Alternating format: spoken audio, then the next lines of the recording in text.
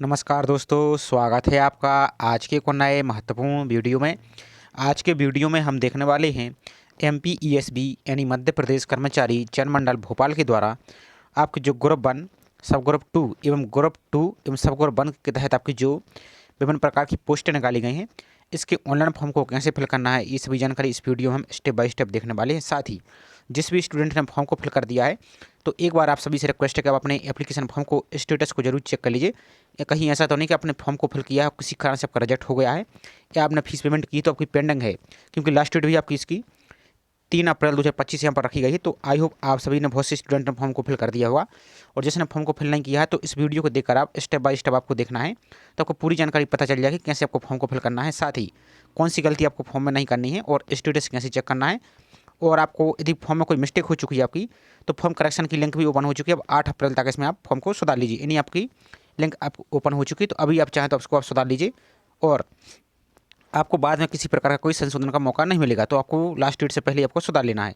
अब फॉर्म को कैसे सुधारना है, यदि आपने फोटो, सिग्नेचर, आपको कुछ और भी जानकारी आप एडिट करना चाहते हैं, तो इसके पहले आपका जो ग्रुप 4 का फॉर्म को एडिट हुआ था, तो उसका वीडियो हमने चैनल पर अपलोड किया। जस्ट सेम प्रोसेस आपकी रहने वाली है, कोई अंतर नहीं आपको। तो उस वीडियो की लिंक हम डिस्क्रिप्शन में दे देंगे, तो उसको देखकर अपने फॉर्म को आप सुधार सकते हैं। तो चलिए पहले इसकी हम पहले शॉर्ट में कुछ इन्फॉर्मेशन देख लेते हैं कि आपको पोस्ट को कैसे सिलेक्शन करना है और क्या इसकी एजुकेशन क्वालिफिकेशन रहने वाली है। उसके बाद आगे की प्रोसेस हम इस फॉर्म फॉर्म के वीडियो में देखेंगे। साथ ही आगे बढ़ने से पहले आप सभी से एक ही रिक्वेस्ट है, चैनल पर आप पहली बार विजिट कर रहे हैं तो चैनल को सब्सक्राइब करके बेल आइकन प्रेस करके जरूर रखिए। साथ ही वीडियो को लाइक नहीं किया तो वीडियो को लाइक भी जरूर कीजिए, और इसी प्रकार की जैसे इससे संबंधित कोई भी अपडेट आएगी तो आपको इसी चैनल पर वीडियो के माध्यम से जानकारी मिलती रहेगी। तो यहाँ पर देखिए आपकी पोस्ट का नाम आप क्या है, वरिष्ठ उद्यान अधिकारी, उद्यान विकास अधिकारी, जिसमें आपकी ग्रुप 1 सब ग्रुप 1 है, और जो आपकी ग्रुप 2 सब ग्रुप 1 है, जैसे आपकी ग्रामीण उद्यान विस्तार अधिकारी और सहायक गुणवत्ता नियंत्रक।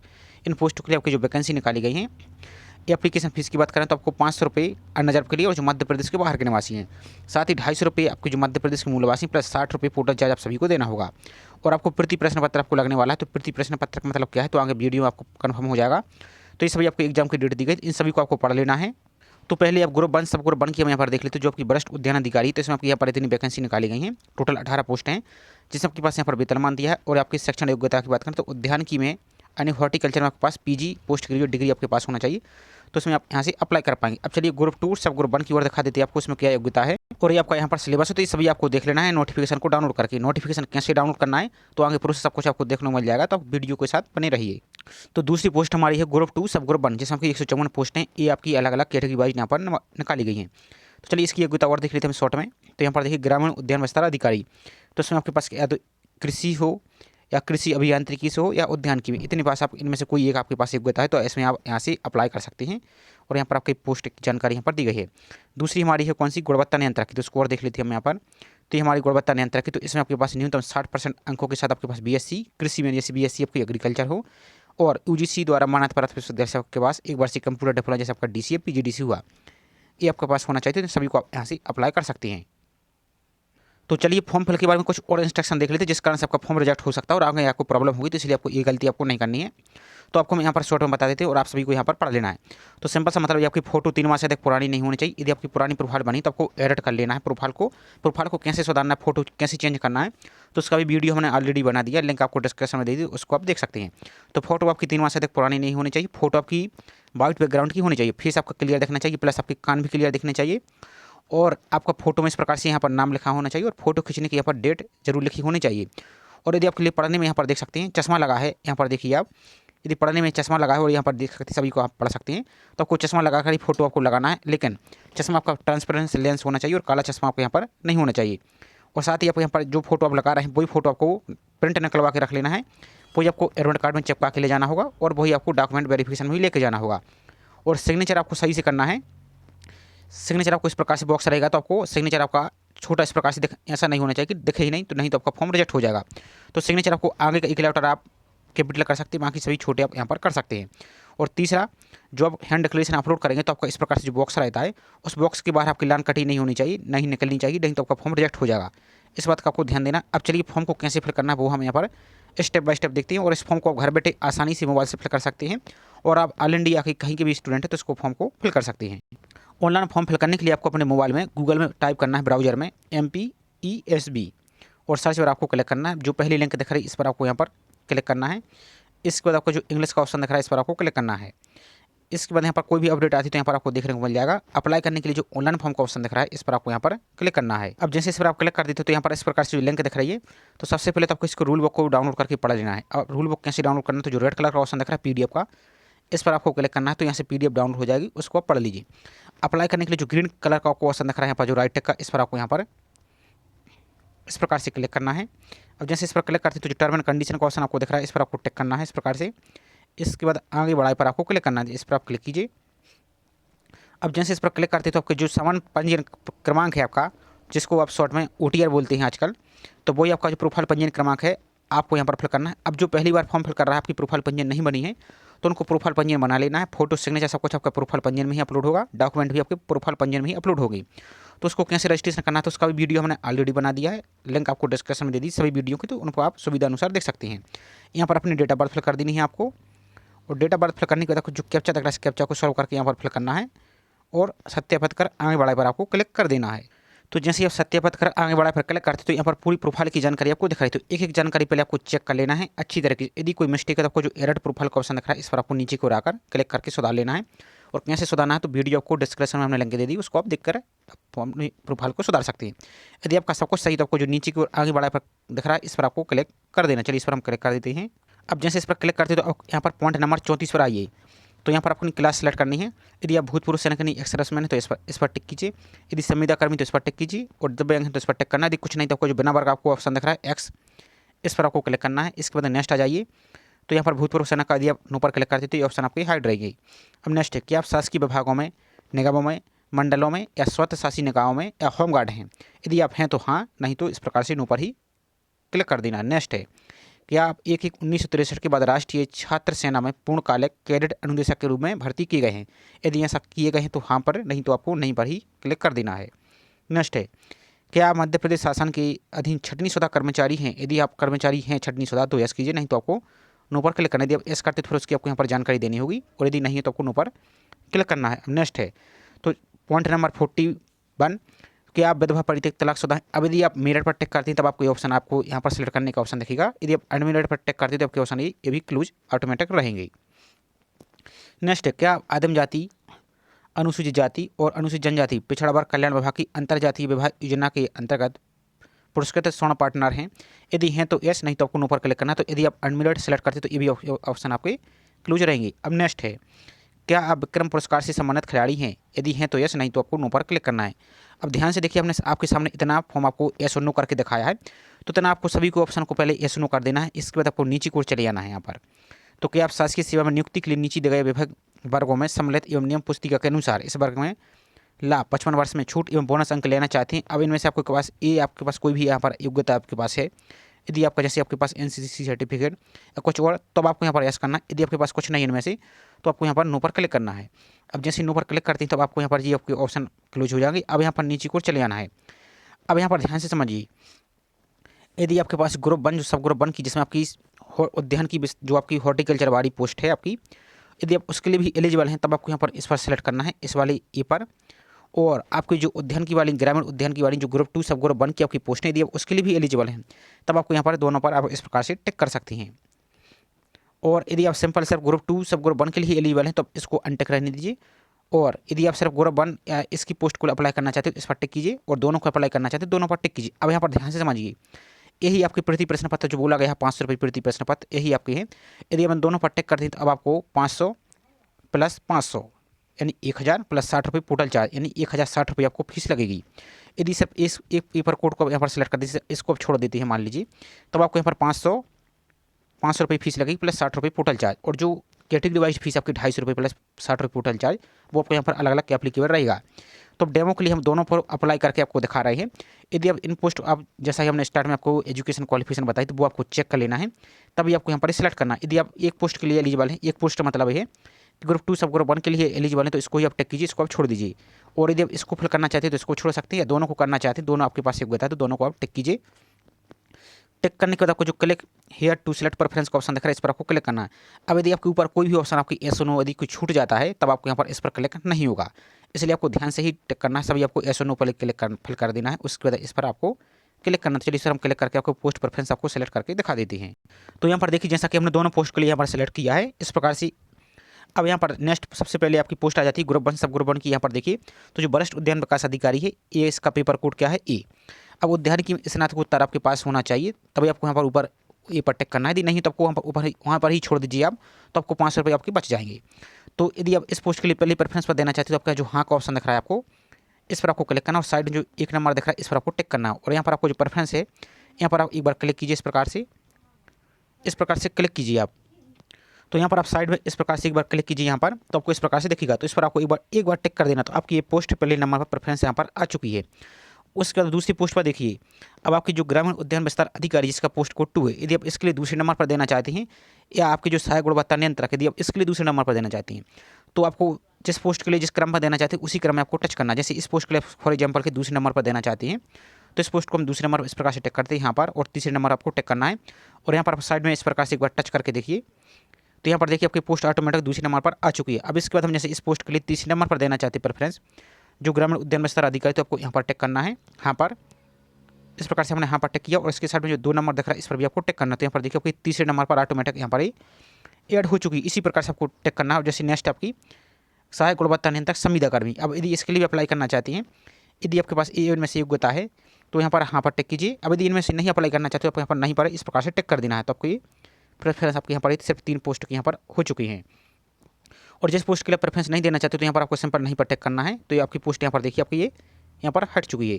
तो हम आपको डेमो के लिए दिखाना है, जो आपकी एक्चुअल जानकारी वही सही आपको यहाँ पर इस प्रकार से फिल करना है। इसके बाद आपको नीचे को चले आना है। यहाँ पर इतनी पोस्ट प्रेफरेंस आपकी यहाँ पर देखी, तो अभी आपको सिर्फ यहाँ पर एक दिखेगा। यहाँ पर यदि मोबाइल से फिल कर रहा है तो आपको एक दिखेगा, लेकिन अब जैसे इस पर टच करते हैं तो आपको इसी क्रम में आपको 1 2 3 इस प्रकार से आपको ये प्रेफरेंस आपको दिख रही है। तो यही आपकी प्रेफरेंस है।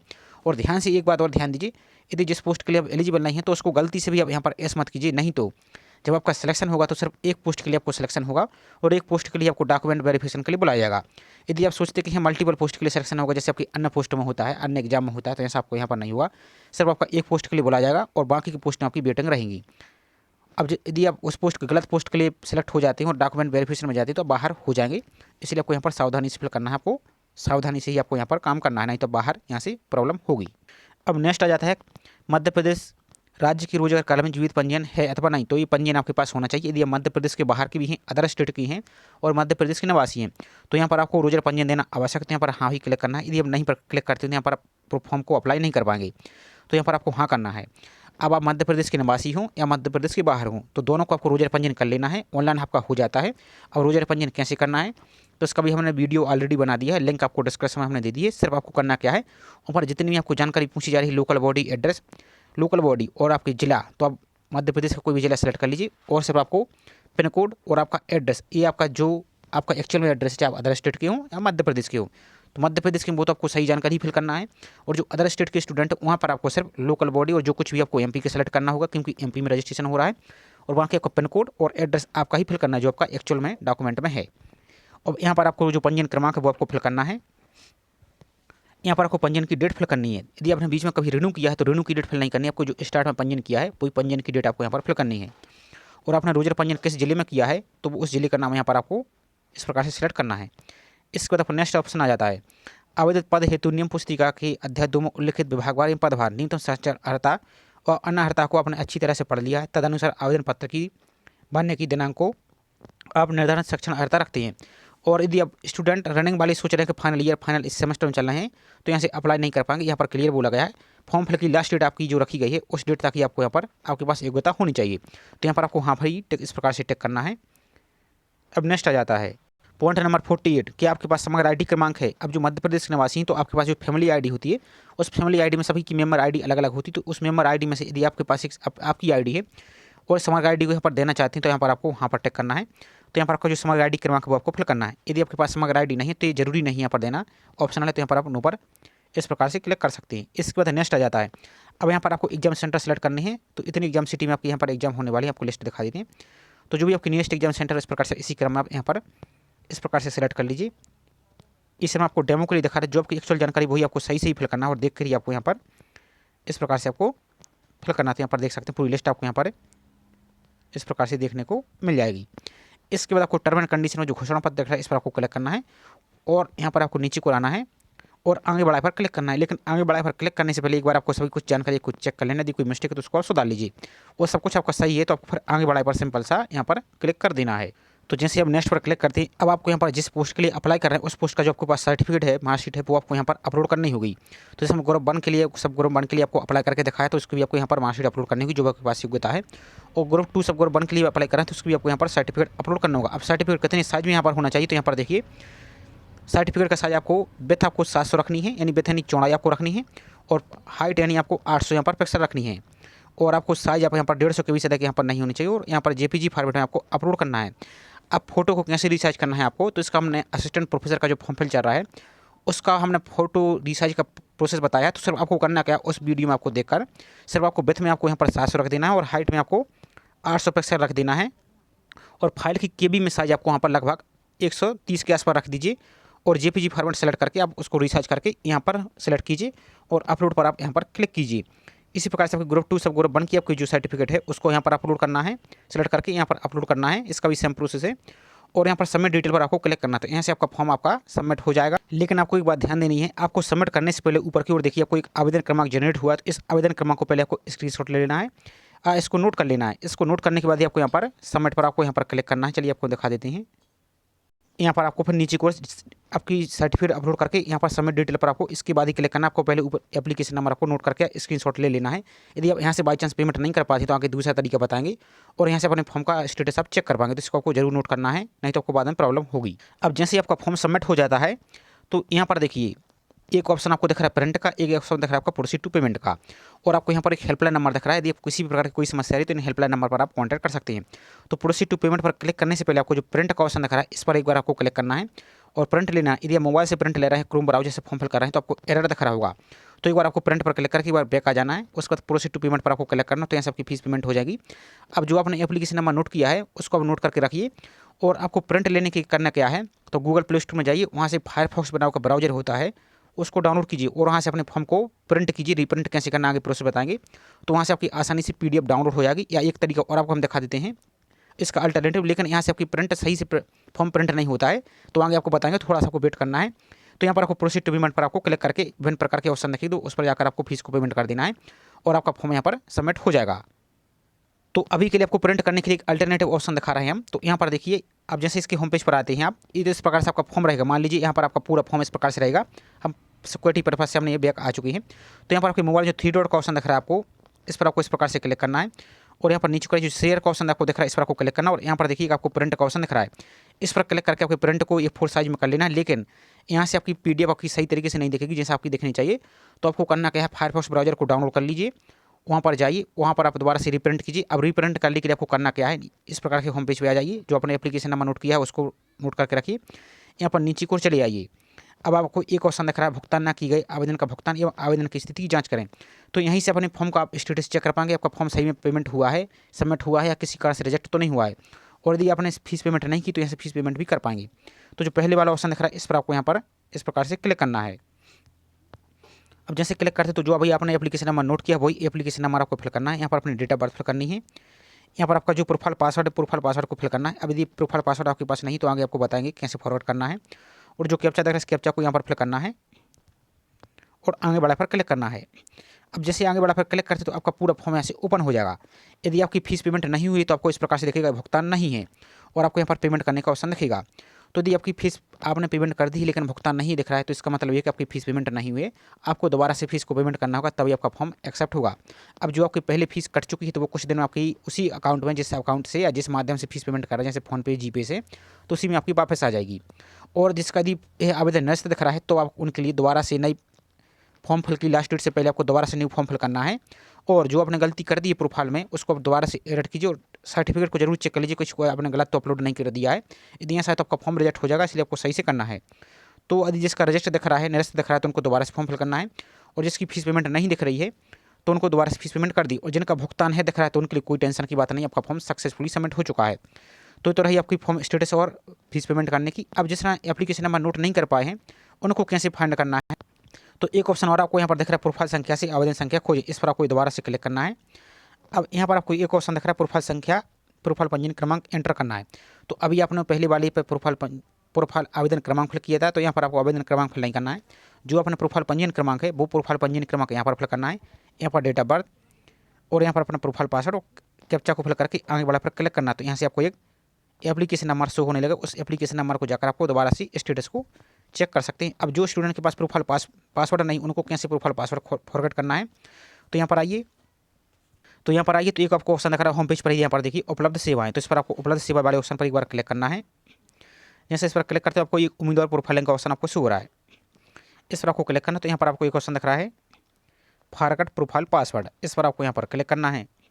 अब जैसे इस पर आप क्लिक करते हैं तो जो आपका सामान्य पंजीयन क्रमांक है, जो प्रोफाइल पंजीयन क्रमांक है वो आपको यहाँ पर फिल करना है।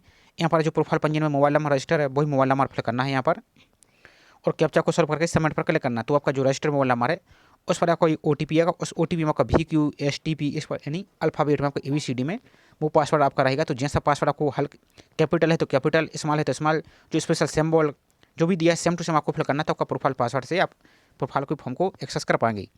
तो ये पूरी छोटी सी जानकारी आपको बताने का प्रयास किया गया है। आई होप जानकारी आपको पसंद आई होगी। जानकारी पसंद आई तो प्लीज़ वीडियो को लाइक जरूर करें। साथ ही चैनल पर आप पहली बार विजिट कर रहे हैं तो चैनल को सब्सक्राइब करके बेल आइकन प्रेस करके जरूर रखिए इसी प्रकार की रेगुलर अपडेट पाने के लिए। तो चलिए मिलते हैं इसी प्रकार से एक और नई जानकारी के साथ। जय हिंद।